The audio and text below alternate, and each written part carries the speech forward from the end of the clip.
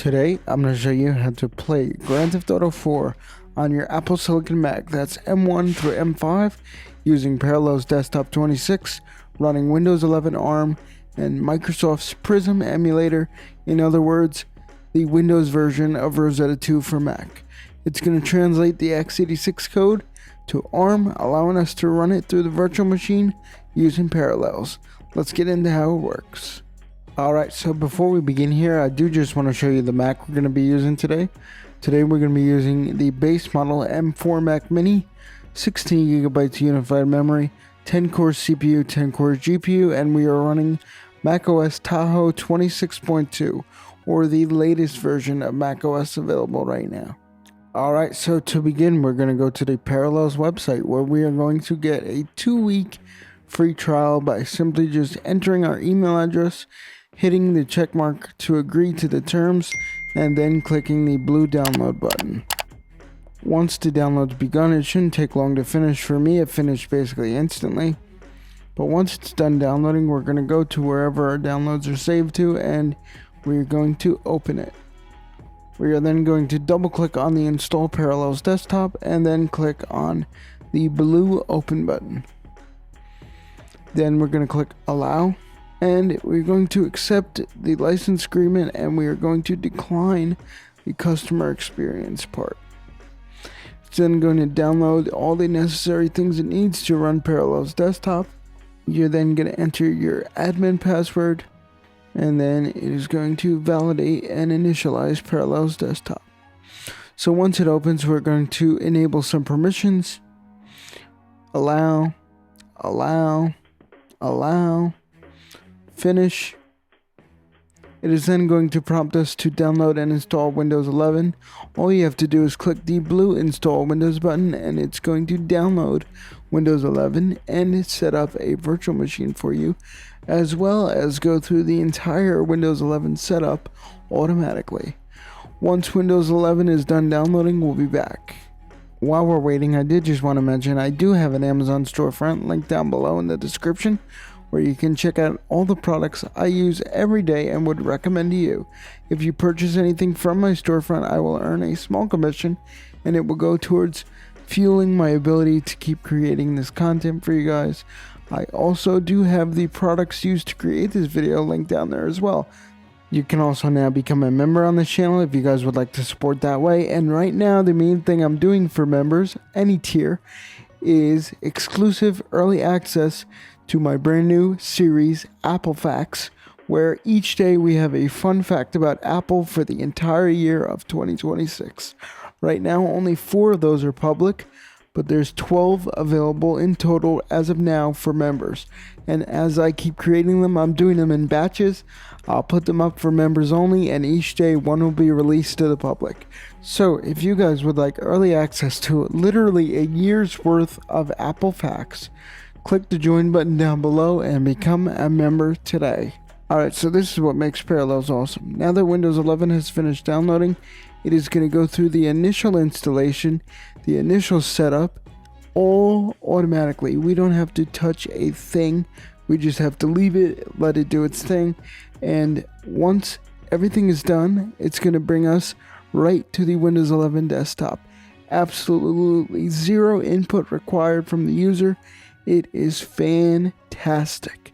I just had to leave this in the video to show you guys how awesome this is. Watch this process as Parallels, completely automated, sets up Windows 11 and brings us directly to the desktop.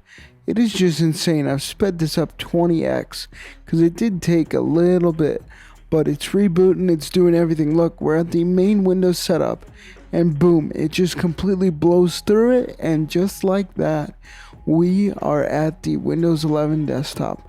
Unbelievable. Alright, so we are now going to tap Don't Allow on the iCloud pop-up, and we are going to click Allow on the Find Devices on Local Networks. We are then going to hit the Continue Trial button, and you'll see Installation Complete. You're then going to sign into your Parallels account. Alright, so you're then going to accept the Windows license agreement, and boom, we are in Internet Explorer on Windows 11 on our Apple Silicon Mac. Oh my god, I just called it Internet Explorer. Wow, I'm old. Alright, so you're then either going to install the Rockstar Games Launcher like I am here, or Steam, or maybe even the Epic Game Store. Wherever you own your copy of GTA 4 is what you're going to install. Like I said, in my case, I own it on the Rockstar Games Launcher. So I'm going to download and install the Rockstar Games Launcher, and then we're going to install GTA 4. Let's just click Open File on that now that it's finished downloading. We're obviously going to click Yes. We're going to select English and hit Continue. Continue again. And we're going to agree to the terms of service. Continue again. Here's where you can select your path. We're just going to hit Continue. Now it's going to install Visual C++ and other things it needs to run. We're then going to make sure Run on Close is checked, and we are going to hit the Close button. The Rockstar Games Launcher is then going to open up, and we are then going to need to sign into our account. It's now updating the Rockstar Games Launcher. It's asking if we can make changes again. Yes, of course, it's just installing some things. We're then going to sign into our Rockstar account. Once we're in, we'll be back. Alright, and we are now signed into our Rockstar account on the Rockstar Games Launcher. You're then going to scroll down to GTA 4 on the side, hit the Install Now button. You can add a desktop shortcut or a Start menu shortcut if you want. You're then going to hit the Install button. It's going to begin downloading GTA 4. Now, if you have issues downloading GTA 4 like me, it's very common for me for some reason, whether it's a native install or on a virtual machine like it is here. Sometimes the Rockstar Games Launcher just likes to act up and freeze the downloads for no reason. So if you have slow downloads or issues installing the game, just hit the pause button and then unpause it to resume the download. That should fix any issues. And if it completely locks up, just completely quit the Rockstar Games Launcher, reopen it, and restart the download. Once GTA 4 is done downloading, we'll be back. Alright, so GTA 4 just finished downloading. It is now going to ask you to install the DirectX SDK. You're going to press yes on that. It is then going to ask you to install .NET Framework. We're going to download and install that. It may take some time. Once it's installed, we'll be back. The .NET Framework has just finished installing. We can now move on to the next step. For the next step, we're going to go up to the menu bar under the Actions tab, and we're going to completely shut down our Windows 11 virtual machine. Once it's shut down, we're going to be brought back into macOS, where we are going to modify some settings to properly set this up for gaming. As you see, our VM just shut down. We're now going to go up to the Parallels Control Center in the menu bar and tap the little settings button on our virtual machine. Now, we're going to click the lock on the bottom of the screen to make changes by entering your password. Once you put in your password, you're going to be able to make changes. And for the first setting we're going to change, under Configure 4, we have a bunch of options here. Obviously, we're going to go with games only. This is going to optimize our virtual machine for games only. Alright, now that we have games only selected, we're then going to go to the hardware section of the settings and select CPU and memory. Now as you see, we have automatic selected, where it's going to automatically select a preset. Now it is recommended that you use half of your CPU cores and half of your memory for the virtual machine for the best performance. Now take note where it says up to 4 GB will be used for graphics. There is a glitch with GTA 4 and Windows 11 that prevents you from changing your graphics settings due to a VRAM limit. I'm going to show you how to fix that glitch so we're able to put our settings as high as possible. Next up, this is an optional step. You may or may not need to do it. We're going to install DS4 Windows for controller support on GTA 4.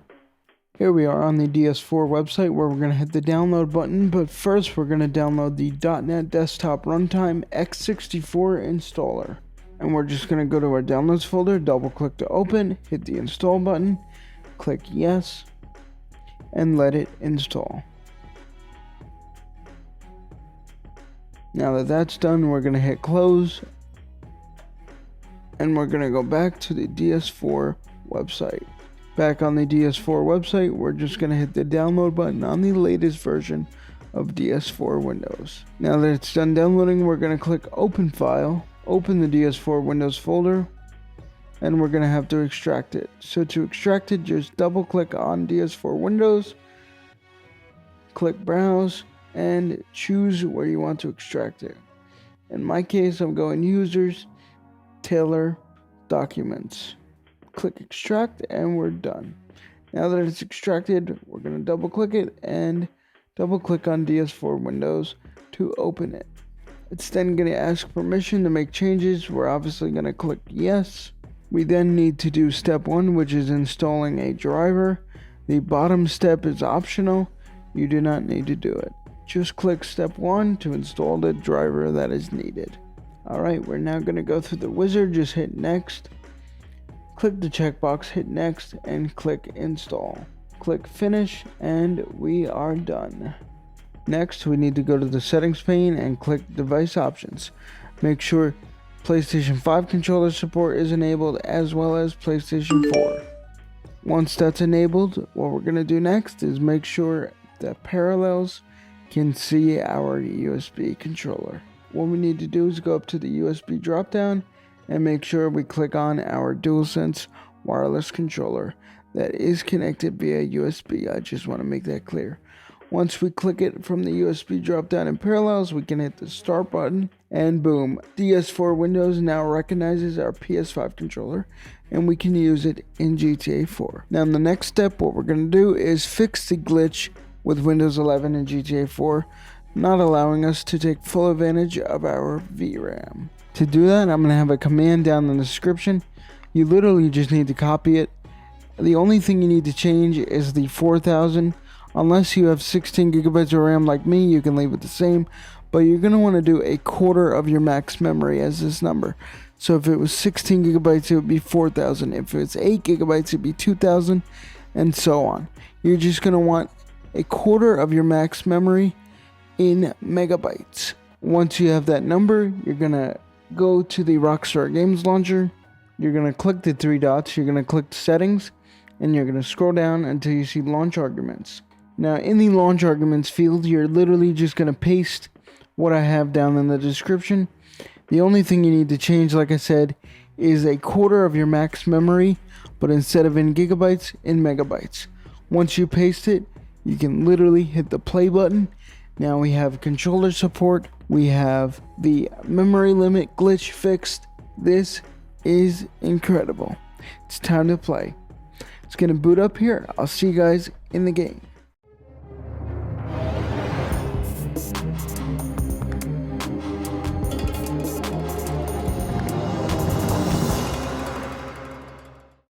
Alright, and here we are at the main menu for GTA 4. Now first up, I'm going to show you that the Windows 11 VRAM glitch has been fixed by going over into Options, Graphics, and boom, you'll see we have 4000 megabytes free or 4 gigabytes free of VRAM.